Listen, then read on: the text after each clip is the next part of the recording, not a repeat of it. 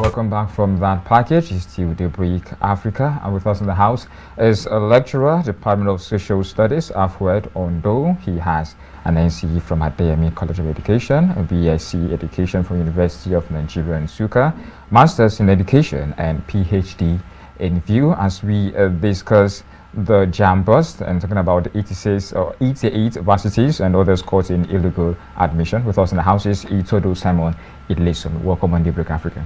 Thank you. Welcome to. It's so nice to have you on the show.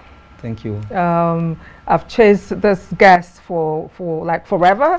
And I'm so happy to actually see that we have him seated right here, you know, in the studio to discuss this very important topic. Thank you very much. So we're taking a look at the Jamb bust. I was telling Ezekiel that I never knew that in my lifetime I will wake up one morning and see that universities in Nigeria will bypass or go against laid down rules by the admissions body, you know, for students seeking tertiary education in Nigeria, to the extent that they get caught. Not just one, not two. The first statistics was 86. Then somewhere along the line, we heard it increased to 88. That is huge. I'm talking about my reaction when I first heard and read the story. I would want your own reaction when it happened. Is this the first time you heard something like this happen, or is something that is a constant in the educational system? Well, thank you very much. I'm not all that surprised. And the reason is because this present time, we talk so much about modern education. And we compare this modern education as improving, having more improvement over the past. So with the past, we always talk about, for example, we have from 1 to 5, the secondary education those days, which we now jettisoned, and we began to adopt the American system of education of 6-3-3-4 system. Let me start from there. Along the line, which means the 6 years primary basic education, what we know as basic now was primary school, primary 1 to 6. Then the first 3 years, just 1 to 3. The last phase of the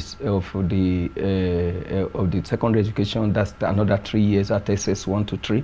Then the 4 years, which is the apex, happened to be the university education. But along the line, during those periods, we still have solidity in education. The products of education can be proud of, held in high esteem. But along the line, we started having other levels of education which came in that are not actually recognized in the system. We have what we call the ND, the OND, the NCE. According to my profile, you read I had an ex-NCE. I remember one of my lecturers those days teaching me, and the doctor were making noise in the class. I was an NCE student then. So he just came into the lecture room and he said, why we're making, he said, stop, we refused. And he looked at us, he said, what level of education, what is the system of education we're practicing? We said the American system, 6-3-3-4. He was teaching us philosophy. He now said, okay, 6 means what? We said primary school, the first 3, JSS, that is junior secondary school, second 3, senior secondary school, 4, that last 4, university education. He looked at us and said, where is your own? That busted my brain. And since then, I decided I must study to get to the peak. But what are we seeing? With all the, combination and the gathering of knowledge, creating other systems and all this, we still discover that the old system almost has more reason to be proud of than now. Why? Because there are lots happening. The internet illusion is a problem on its own. The social media is a menace. Then the fractional family system, the social system, the fractional family system is another story to tell. before we begin to talk about the Western culture being imposed on our education system. The curriculum bias is another problem. Where you create a curriculum, create courses in the universities, all that. I'm just making it generic in this discussion, generic summary. By the time you create all that, then lack of, lack of guards, of counseling, of tutoring, mentorship over students wanting to get admission for certain courses. They just go before because their friends go. They go before because they hear it. They go because they went to the website, saw those courses. There are some courses that are useless to the Nigerian system. They can never be profitable. It's not a course, because if it's in the West, it will be profitable and it will do them good, build the nation. So you have to look at your environment before you can decide which type of. That's why we're having fake graduates all over the place. Certificate buying, all that stuff. So when all these things came up and were coming up, we already knew that a time will come this way that we'll begin to have this harvest of havoc. Harvest of havoc. Wow. It's brooding, yes. The egg is shelling and the chickens are coming out. Now, this is a well-laid foundation, but let's talk about the discovery by Jamb as regarding illegal admission. Okay. Yes. What is your take as a professional? Hey, you see, when I saw this, I'm sorry, I respect Jamb so much, but it's a national shame. I'm sorry, I'm not here to condemn. On the part of Jamb or the part of... On the part of all the stakeholders, not only the Jamb. Okay. When we talk about education, there are lots of stakeholders involved in this. So this mess cannot be blamed on only one person. This blame game can do us nothing. Now, who are the stakeholders? We always blame the Jamb, take a hammer, always looking for Jamb to smash their head. But do you know that it starts from the parents? Because all this starts from the home setting. The parents who are always anxious for their children to attain certain educational level against the certain age of the children. We have age of comprehension. We have age of emotional stability. We have age of maturity.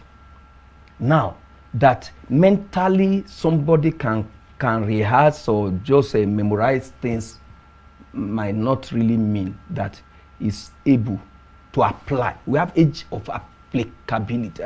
Application in the real world of activities. That's applying that knowledge directly to function in the society.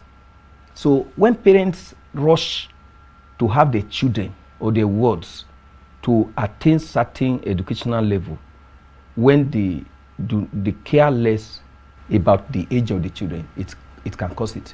Another one, the government, the stakeholders, I said parents.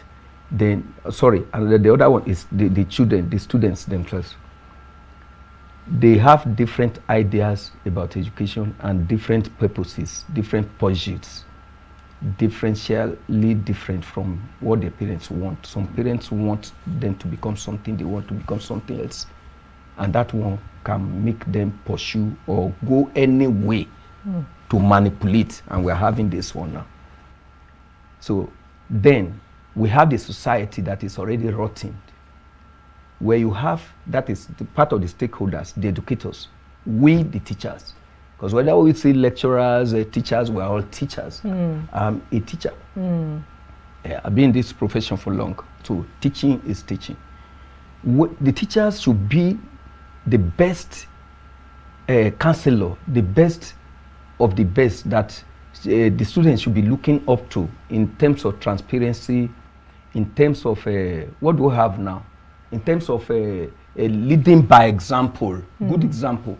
But in exams, the teachers are the one aiding and abetting examination malpractice, taking students to one jungle or the other to write all these things, whether we call it Jamb. Now we are talking about Jamb. We have not even started from the WIC, the NECO, and all of that is the window and the door to the university gate or the highest, any level of higher learning, entering the gate through the admission process. Now it's messed up. So that's what, because most of them are aided. I know what I'm talking about experientially. I am one of the admission screening officer in my university for my department. Most of the students that pass through, not in fact all of them up till now, that pass through that gate before screening to the classroom to have their first lecture must have their files pass through me. You know what you will see students with all these kinds of very good, wonderful results. But when they get to the class, the first semester, we are the one harvesting all these problems. Now we are talking of Jamb having 3,000 fake graduates, according to Nairaland. When you Google it, you see 3,000 fake graduates in a single year. Some could not even get their NYC stuff registration uploaded because their names were conspicuously missing from the web and from the Jamb portal. How did it come about? How did it come about that? After 4 years? Yes, after 4 years. And so most of them are trying to take up the various institutions, particular institutions up.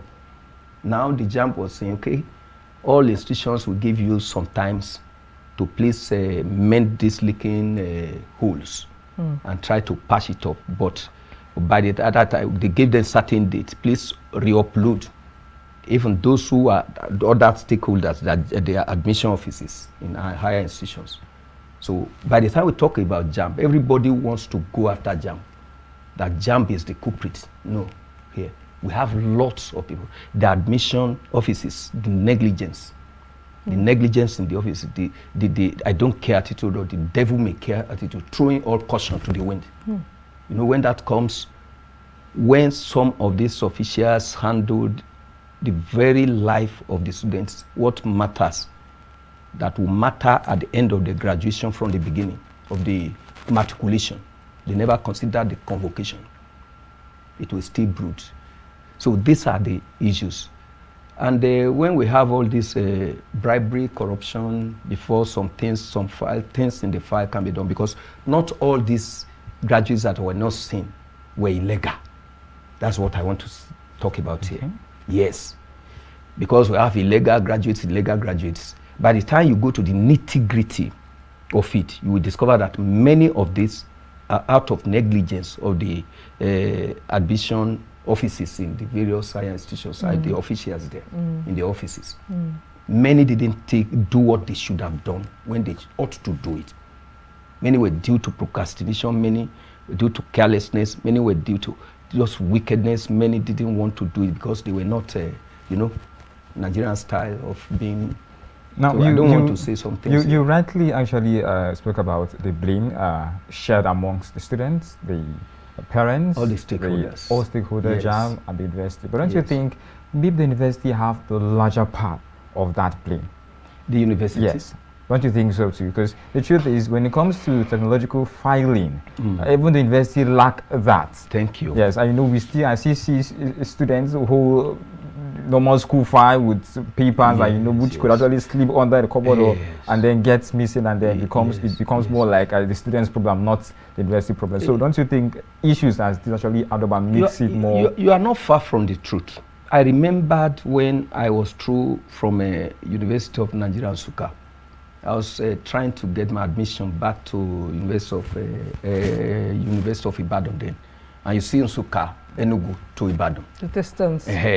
I considered, I was still thinking, is this kind of paper, this thing, traditional method of carrying papers and files, what you just said, only to get there. And I was surprised at that level many years ago when my transcript was requested off. I went there, passed the night, and they did everything in my presence. They said I should not move.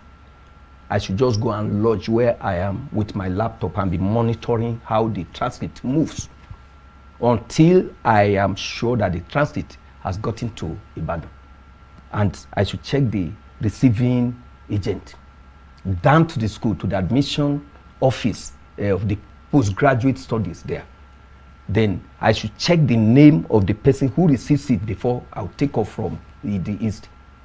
And I was checking with my tracking number, was checking, and it was telling me it has gotten to Enugu, leaving Enugu for Lagos, from Lagos until I saw it received by so at Ibadan, now taken to, has been received by so. So which means we are growing technology. Actually, anybody who is not open to technology and science would be always at the back. We're left behind. Yes, we lag behind. We have nothing to achieve. So most of these are higher institutions, universities, monotechnics, polytechnics, colleges of education, colleges of science. What have you? Lack of improvement and poverty of science and technology. Is it are part of the bans of what we are talking about here. Now, in 2017, Jamb introduced a central admissions processing system where all tertiary institutions upload the admission status of candidates offered admission into the institutions. That's us way back in 2017.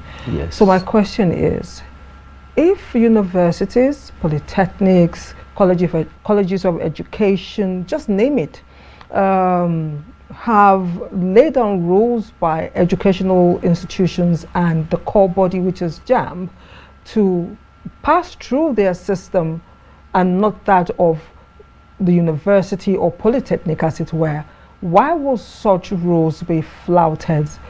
Thank you. Why would 88, 86 universities, those are the ones that they found out. Why would they flout such laid down rules, you know, like playing with the destinies and the future of students who apply for higher education? Thank you very much. It is the problem lies in what we call,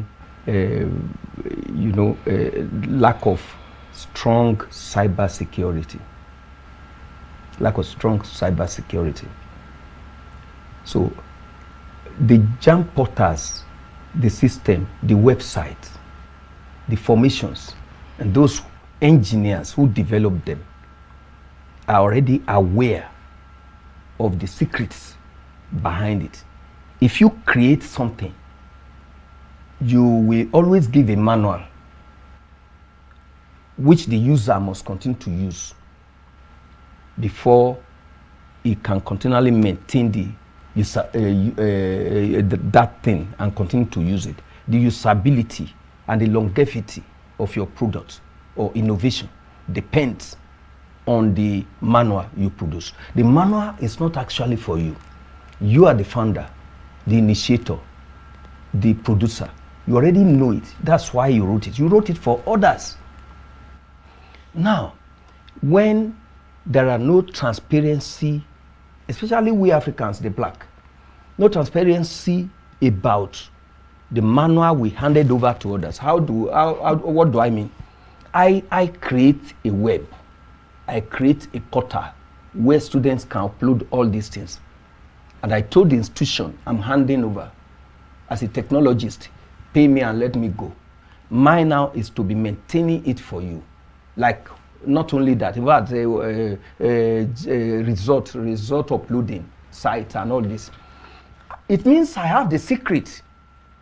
I might hide some secrets that I won't tell you anytime I want to hijack something. That's what we are talking about here. It's only those second-hand users who are the institutions that will find it very difficult to lock and unlock. They only tell them to some extent. Most of the problem we are talking about, the gate crash, because most of this, they are hijacked. It is the hijack of the web or whatever thing. Okay, think of Minnesota. What is the name of that girl? Was it? Mesoma, yes. Of last, was it not last year? Is it not the same Jamb? Now, forging a Jamb result with every clean slate, with all protocols observed, and almost got through. She even got through, if not that she publicized herself. She went on social media. She had the wrong publicity, self-publicity. If not, she wouldn't have been caught. So are you saying it is possible that there are students like Mesoma, there are a million, thousands, hundreds of students like Mesoma? There are many of them, but I want that to are praise undetected. Jamb. Yes, but I want to praise Jamb for something. It means we are improving, because underground many have been going with it and going with this kind of system, and they always go free.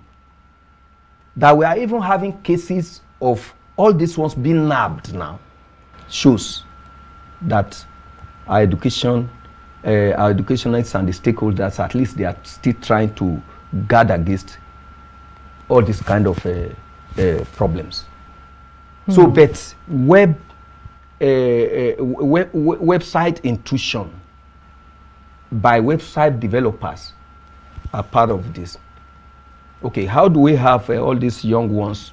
In fact, the so-called 419 or this or that, is it not the same thing? Look at the time of COVID-19, when many, I won't be mentioning names here, one of them was arrested and jailed, the Nigerian man in hijacking the whole fund meant for, it's same thing. It is same web. All we need to is cyber security. That's where I'm going. The security must be formidable enough as to protect all these things you mentioned. So that to unlock, it must be only those developers that must be held responsible if anything happens. But where you see ordinary students, ordinary Nigerians intruding and just get crashing and breaking, hijacking, then it means as a cybersecurity is weak. I think it's wonderful for the students involved. What then is the implications for such students? Well, the implication is what we're having now. The implication, these ones it was too late for them. These numbers you are mentioning, 88 what? Universities. 86 or 88. 86, and I am having, I said the Naira land, according to what I have here, at least March 18th of 2022, repeated again, 25th July, a remembrance of this. We see 3,000 fake graduates. That is the consequence. The consequence is that most of these students get to the school, they get the admission, they might be able to still defend that false admission with their brain, always passing the courses, having good grades. But along the line, a time will come during the graduation time, because everything has protocols. All the files will still be visited. Not everything will be manual, like what we're seeing. In fact, every higher institution in this nation and anywhere should now go technological, should go online, carrying papers and all these white papers all around files are no more the norm. Yes, they must be things of the past. Higher institutions that are still dependent, heavily dependent on manual papers and the paperwork, all these things, they will not go far. So when this happens, number one, those students' future are at stake. We cannot blame Jamb or everything all together with them. And like those innocent victims of this circumstance, like those ones the schools are pleading for, please let's re-upload so that the innocent ones can graduate. We have fake universities. We have fake higher institutions, fake courses. All these things are caused by fake accreditation, lack, or partial, either partial accreditation courses, or even lack of it at all. We have some courses not accredited. Law, in some schools, not accredited. Students are all over there. Like at the Open University right now, they've stopped law courses. Okay. They've stopped accepting students for law for law courses, as it were. I heard so. And why? Because I have somebody who wanted to go there some times ago. The reason is just because law school is an issue.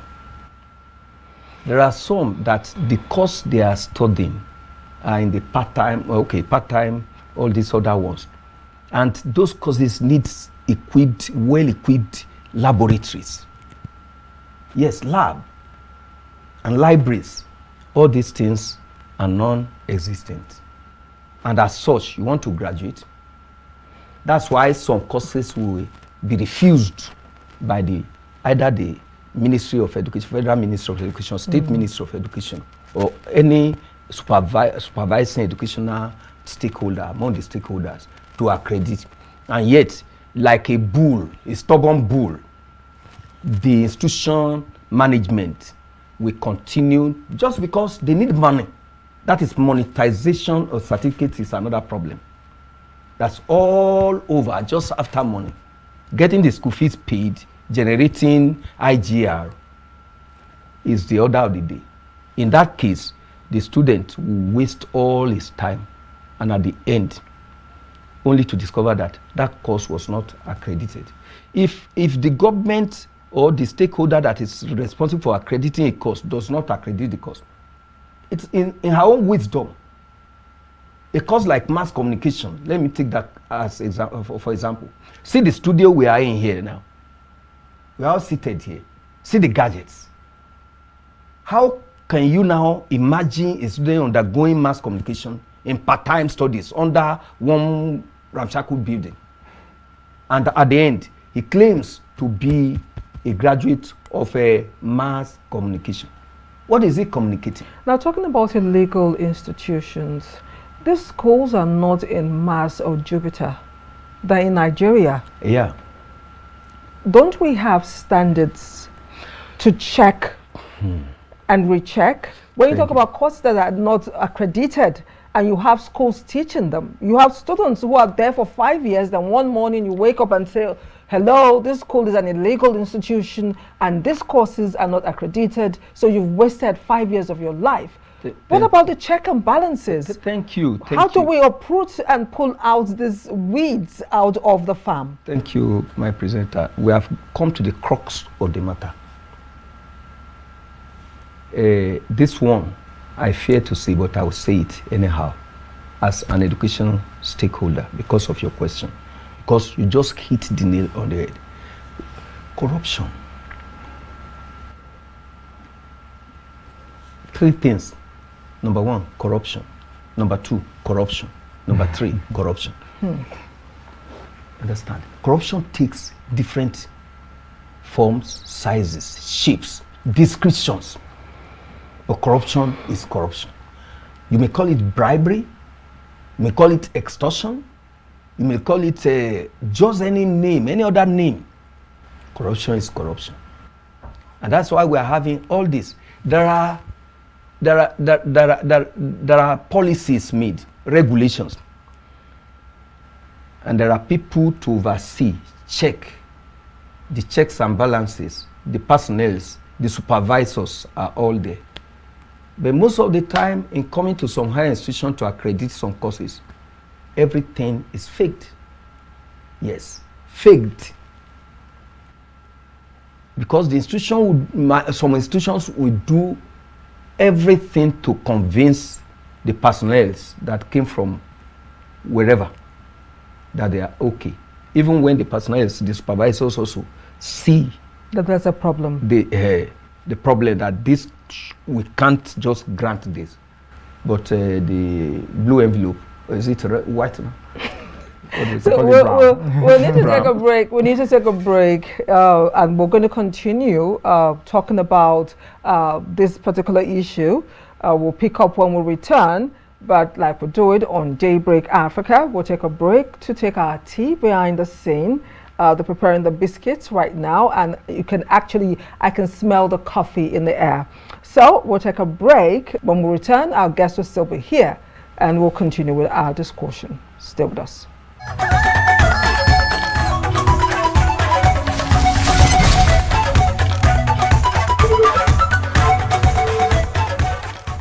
Welcome back. My guest is still in the house where we're taking a look at a very important topic, the Jamb bust to 86 universities, others caught in illegal admissions, implications and action plan.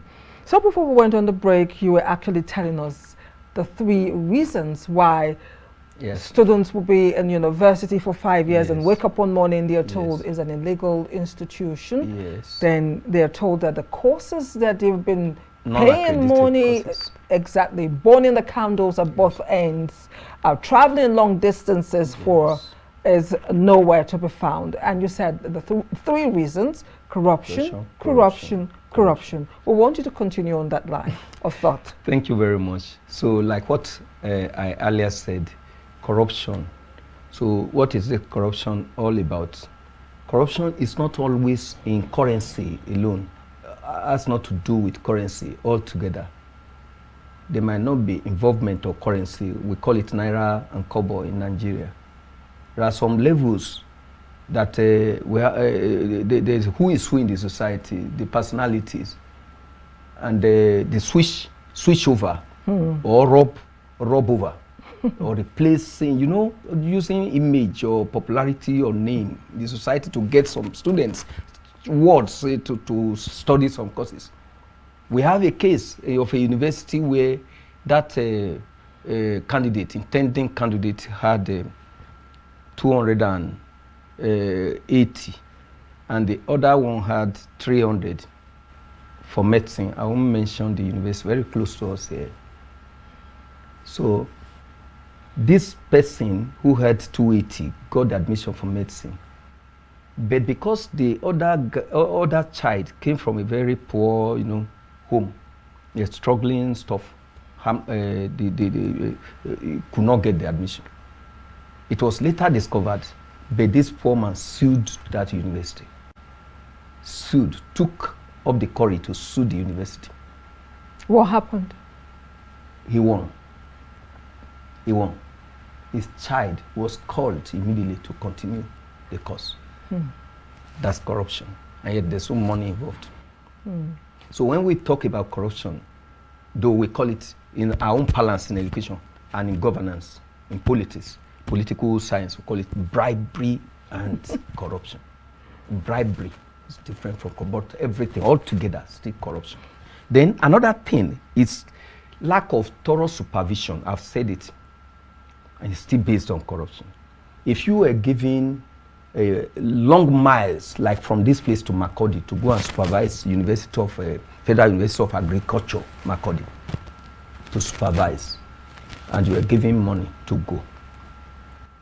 In this era of phone and all this communication, this thing, you might just call your friend there to help you check his office, just assess and give you the summary of what is happening there. Then you prepare your template, and this is how it's going on there. By crediting him an amount, certain Out amount of what the money. These are issues. So when we have all this, if it continues this way, we'll not have it. And please, the receiving end of all this is in society. Yes. Later, these graduates, unquote, either non-graduating or graduating or illegal or the fake or whatever, or admission, we still occupy our offices. Yes, some of them will end up becoming bad teachers in the class. Some of them will become bad bankers that will not balance their account very well because couldn't get it. Some will still kill people. The most scariest one is when you have fake doctors. Yeah, that's what I'm saying. They will because I encountered people one in the hospital. The operation carrying up. A couple of years ago, I encountered a fake doctor, and it became a general knowledge in that particular private practice that that doctor was a fake doctor. Now, it started with me. I had a program on TV that I needed to interview a doctor for. Okay. So sorry that I'm, Yes, so he told me to send the questions. Simple, easy question. He insisted I send the questions so he could research. That was the first red flag. That was, the bulb went off like this. I was like, really? So we got there. Then he told me, make sure you ask me questions, only the questions that you gave me to research. So, you have follow-up questions and you have to go back and forth. So he was saying something and looking at his laptop. and giving me answers. He perched the laptop on the table like this. He would look at it and give me the answers. So I wanted to ask a follow-up question, and I digressed a little bit. He fled up. It was like a bomb went practically off. Boom. Enraged. That was the end of the recording. So these are the issues we're talking about. I think to wonder at this point, how will this affect the credibility of Nigerian university internationally? Thank you. The image of the Nigerian university abroad will be dented, and there will be lack of confidence, vote of no confidence on Nigerian graduates education system. And that's why I have one of my friends that traveled from this place. We finished from the same school. He traveled to America, New York to be precise. When he got there, he had a master's degree. They subjected him to start all over from first degree. Why? Because with all this news flying, like what we just heard now, this news is all over the internet. We are not the only one reading this news. They are reading it there. Definitely. So they must have programmed their mind, waiting for Nigerians who would dare come to call themselves graduates. And the problem with this is the innocent ones who are brilliant, who are actually up to, we also have to suffer this. Because getting there, the general assumption is that Nigerians are not educationally good. They are products of educational fraud. And that's what happens. Like what you are saying, there was a hospital we took somebody to, and the doctor, every 9 minutes, when he wants to check what next to do, drugs to buy, to tell us to buy, to write for us, he would take his iPhone, go to the toilet. And he was hiding somewhere. I saw him making go of what to. Number one, is that the proper place to learn? He should have learned that part 1, 2, the classroom, the lecture room, 1, 2, 3, 400 level, 500 level, outmanship. He did all that. And now, a patient dying on the bed, he was still busy on his doing phone. research. So that's what we're talking about here. And when you check the results of this kind of students who are talking about, or graduates, so to say, they have the best. Like one of the students that just reported herself inadvertently or carelessly that she used this thing to get all the marks, trading some weeks ago. I don't know whether you have forgotten that all the lecturers did whatever they did. Yes, well, we heard the story, yes. And the case was taken up. It was taken up. We thank God that the system is being sanitized. That's what we want. So that the quacks in education will be flushed out. Because we have quack doctors, we have quack students. But Jamb has warned Nigerian students to ensure that whatever they have to do in terms of admission should come from their portal. Yes. So who do we now hold? Like talking about information, the universities themselves already have, as way back as 2017, even in 2020 again, a similar warning was issued by Jamb to tertiary institutions across board to ensure that every admission is done through their portal. Now in 2024, we're having, though this happened, the data analysis for 2022-2023 admission was what was discovered to have all this anomaly. Yes. We do not even know what will happen for 2023, 2024, or 2024, 2025 admissions. So if they begin to ring the bell from 2017, it happened again in 2020, and we still have it. And Jamb wants students to ensure that all admissions come from their portal. How come students still fall prey or don't listen? Why? What's the problem? Thank you very much. Actually, I want to say we don't have a perfect system. We continue to build on and improve on. the existing system. Well, Jamb started from somewhere. But one thing I want us to know, the more Jamb tries to block some holes, the more these people, I mean these young people, especially the youths, also devise technological and all kinds of methods to bust, like the topic, Jamb bust. So that is it. There's no crime in trying. Jamb should continue to try each time, and they should be awake to the reality of the fact that there's nothing new they bring out now to stop the past menace that will make them relax that they have reached they have arrived. They should always have that in mind, that these students or these youths are planning and smarter. They might be smarter in a way of getting them, but Jamb should still be held responsible.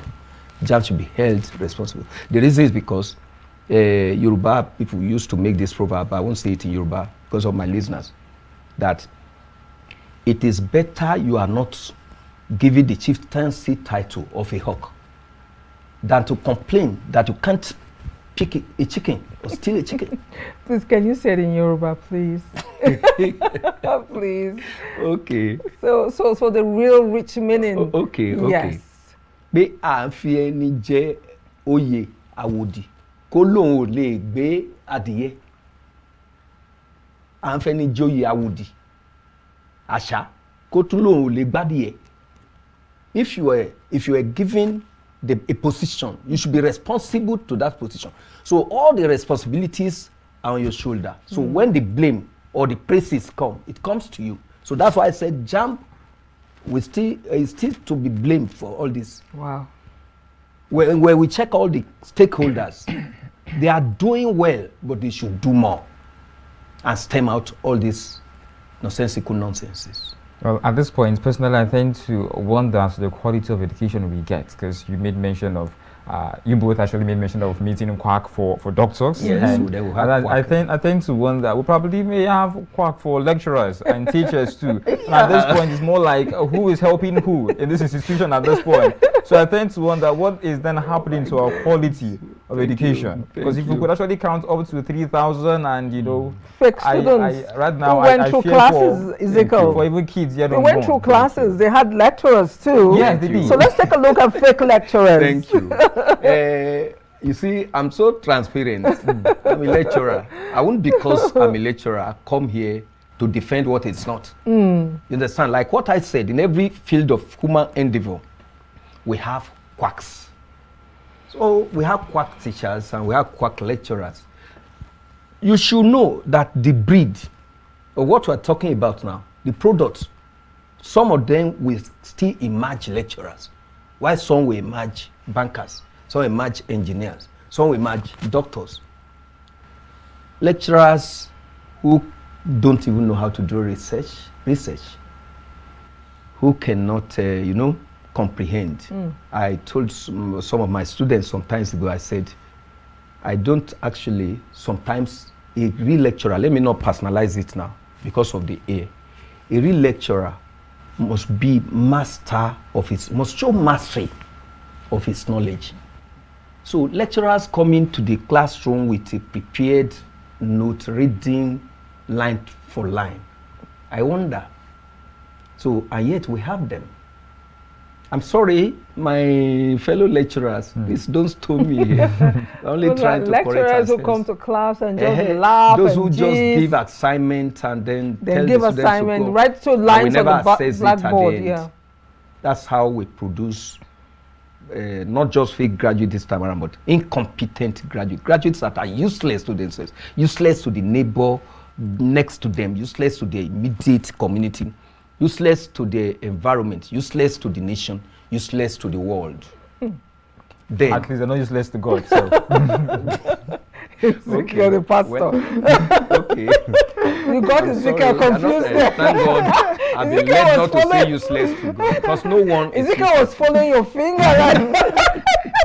So what am I saying here? You see, when lecturers do not lead by example, when they are half-baked during the training periods, and that's why schools have teaching practice for those who are in education, outmanship for the medical students. Then have a, what do we call it, for those in accounting, the financing, they have other courses they go for. Secretaries, the secretarial studies, they have where they go for. So, but one, all institutions must furnish their laboratories, libraries, equipment that will enhance learning. Learning must be practical. Part of the problem we have in Nigeria is that most learning are never with creative activity method. Most just rote learning. Now, everything is mental display is interesting. It's interesting that you mentioned that, because you more or less have taken us to the next part of the discussion. Okay. I wrote something here. Nigeria's in 2022 annual education, Nigeria's 2022 annual educational expectation. Nigeria government has promised to increase annual domestic education expenditure by 50% over the next 2 years and by 100% by 2025. Now, this discussion came up as a result of UNICEF interference. When I say interference, UNICEF, having a window with Nigerian government sometime in 2022 with that particular topic, Nigeria's 2022 annual educational expectation. Now, we've had guests come here to tell us that they still have obsolete, talking about labs, that some of the equipment in those labs are so obsolete as way back as when the universities were built. Were established. I graduated 1 million years ago.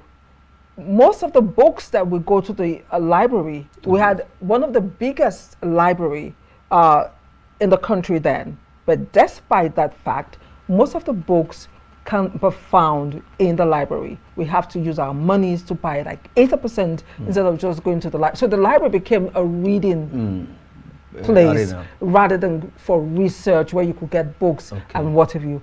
Let's take a look at government domestic expenditure for education. Do you see that as a problem? Yes, thank you very much. Actually, there is a problem of low funding of the education industry, and all it takes to breed up good products that will make us proud now here and in the diaspora.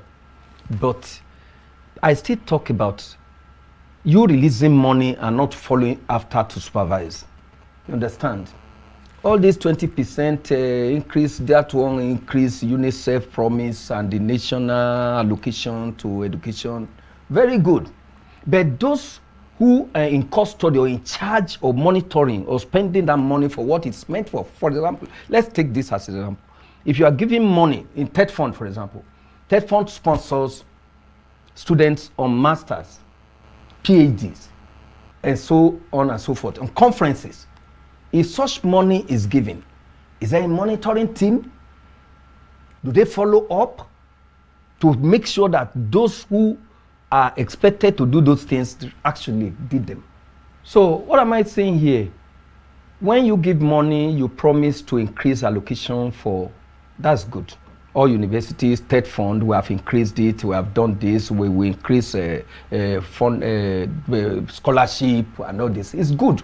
But do you monitor them? Some get the money, they won't go. They won't go for the cost they were to go for. Others, the money will hook from the source. The intermediary is somebody who gets the money, takes it there.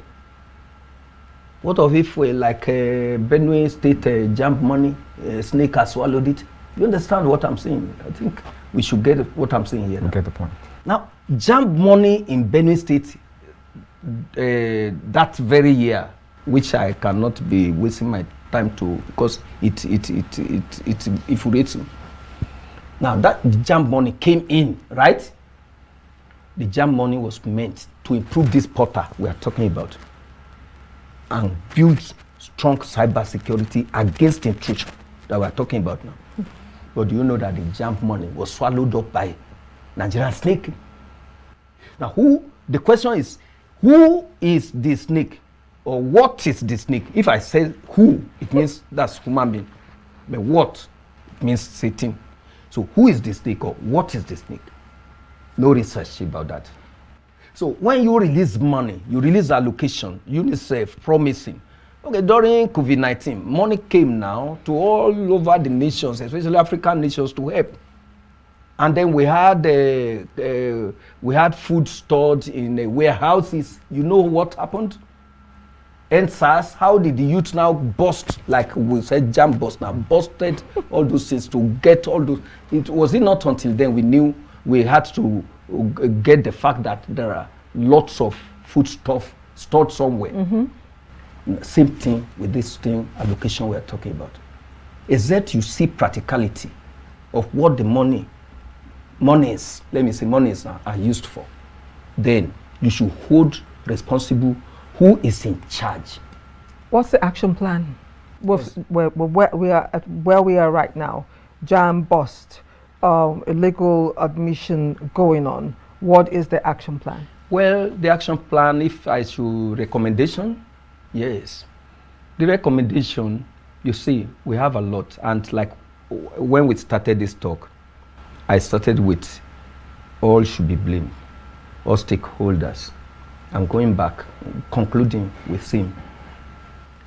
The recommendation, all stakeholders, all hands must be on deck. Number one, parents should desist from rushing their children beyond their age and emotional ability and maturity. Please, I don't want to, pardon me if I cut in. Okay. I read on social media that we actually have students as young as 10 years in universities in Nigeria. In fact, that's another true? Topic for another day. Another topic entirely, and I'm highly interested in that. When the Minister of Education 10 years said any student get admission to any institution that should be 18, we started crying foul. But the fact remains that mental ability or maturity differs from emotional maturity. Okay, take for example, 16-year-old graduate with first class. The father is about to die because that girl happened to be the last born. The father had lots of fleets of industries that he had decided that girl would be, since she's the only educated person with first class brain, she will be the manager or whatever thing, the managing director or whatever thing. The fact remains, even if he had written it in his will, the lawyer reads it. When they see that girl come, stand in the midst, the family, when the family comes to have the last meeting of respect in reading the will, what do you think all the members of the family will do? They rather give the key of the wealth for management to a more matured O-level there, that's a father, than to that girl of 18 years. We have psychological, in fact, domains of knowledge, we have 3. We have psychomotor domain, we have cognitive domain, we have affective domain. What the Nigerian system and the parents are after nowadays is the cognitive domain, and that's why we go on rote learning, memorization.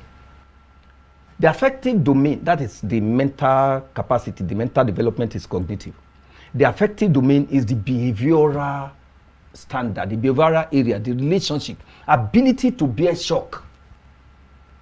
Yes, to work under duress for hours without complaining, to be rebuffed and be rebuked by the Ogar, and yet unruffled. That's the affective domain. And if these 3 areas of domain are not perfected in a student, normally you shouldn't give that student any certificates or send him to NYC. The last one is a psychomotor domain. What's the psychomotor? That is the last phase of education. after you have been developed over the years for 4 years in the fenced higher institution, fenced university or whatever, getting you out and sending you out of that place, psychomotor means go practical. Go demonstrate that knowledge in a demonstrable manner. Give us innovation. Now, you use your imagination to create things.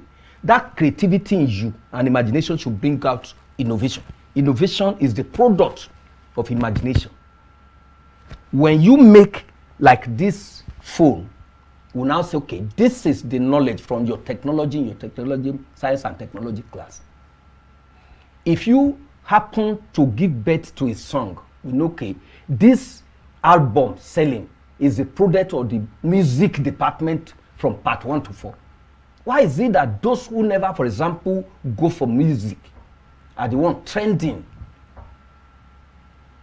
That's where you now know that it is practicable knowledge that we need to solve what is on ground. So parents should be careful about how they raise their children. They should balance and they should define their objectives. And they should not choose for children. They should only identify the talents of children. And that's why I come. Teachers should be involved. Teachers should make sure that they identify the abilities of students, harvest them, mentor them, and mold them through that way. Government should be involved. Government should give the enabling environment, create a school environment that is conducive enough for learning, not jam-packed lectures without illumination, and sometimes without correct ventilation. So when you have jam-packed class being taught, the teacher himself or the lecturer tired, the students also tired, then discipline must be there.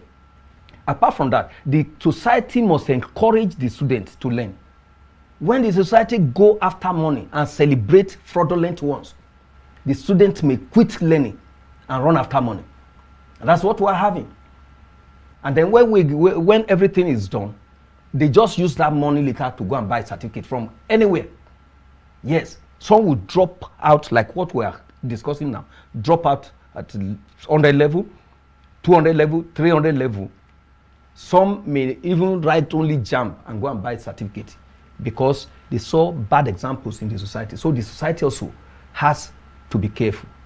We should not celebrate fraudulent ones, especially in the field of education. And I thank God for what is happening in the education industry now. Presently now, you can't be called a teacher, for example, or a tutor, a lecturer, and who imparts knowledge. Yes, who dispense knowledge, like dispensing pump to others without having a certificate called Teachers Registration Council Certificate. You must be certified. So such policies must be put up in each profession, not only in the teaching profession. Each profession, like the medicine, the medical line, they have the medical license to operate. And anybody who goes against the norm, the certificate is confiscated. Yes. It's thrown out of the way. These are the things that must be done in order to, then we must project our image, national image, very well in the eyes of the diaspora. I mean the Western countries or other nations of the world, either Africa or the West. And we must be proud of what we have. We must not always speak ill of ourselves. The Jamb has a lot to do. Jamb must not just stay on local harvest of technologies and what they know to do. We should buy examples from other nations. There's nothing wrong in you not knowing something and telling somebody who knows better than you that, that there's no glory in pride. Wow, I wish we could go on and on, but time. Like our guest said, he would want to come back again, and I think I agree with him to come talk more on education. If you just joined us, we've been speaking with Mr. Itodo Simon Ilesanmi, is a lecturer of the Department of Social Studies, AFUED, Ondo City. We want to appreciate you for being on Daybreak Africa. Thank you for your wealth of knowledge this morning. Thank you. So you do have a great day. I remain Ezekiel Ogar. I am Anire Binitie, signing out.